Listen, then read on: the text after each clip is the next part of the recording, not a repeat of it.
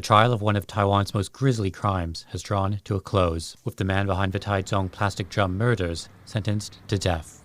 Taiwan's continued use of capital punishment is a paradox to the image of a nation which is widely regarded as a progressive leader. The Human Rights Measurement Initiative, which ranks countries based on human rights performance, says it is a rare blemish on an otherwise impressive record. Taiwan is a human rights leader in East Asia in many areas. It has among the highest scores we see for several of the rights we measure.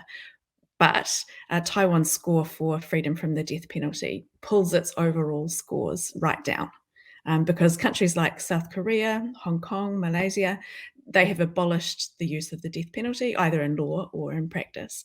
As a result, Taiwan ranks near the bottom among nations they analyse, despite outperforming in every other domain. We measure freedom from arbitrary or political arrest and detention, freedom from forced disappearance, freedom from extrajudicial execution.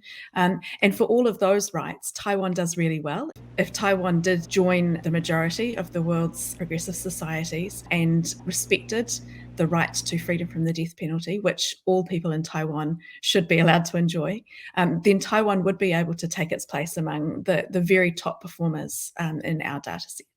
Taiwan has, in recent years, used the death penalty sparingly, reserving it for those convicted of the nation's most violent and horrific crimes.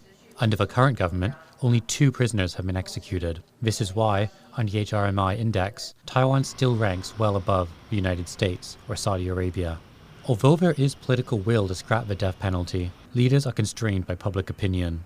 Around 80% of Taiwanese want to keep it, according to a survey by the National Development Council, and this number has grown since the 1990s, when prisoners were executed far more frequently than now.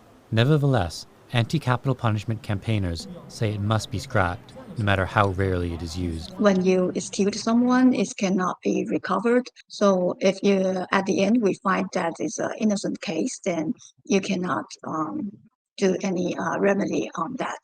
So that's a big problem. Even it's only one case, it's a very serious issue. There is no 100% perfect judicial system in any country. The majority of the society support death penalty, but we also observe that more and more people, especially the young generation, they are open for discussion. While that discussion goes on, yet another paradox seems to ensure the death penalty's continued existence. The more conservatively it is used, the less the public want to see it disappear. Ho Kilpatrick for TaiwanPlus.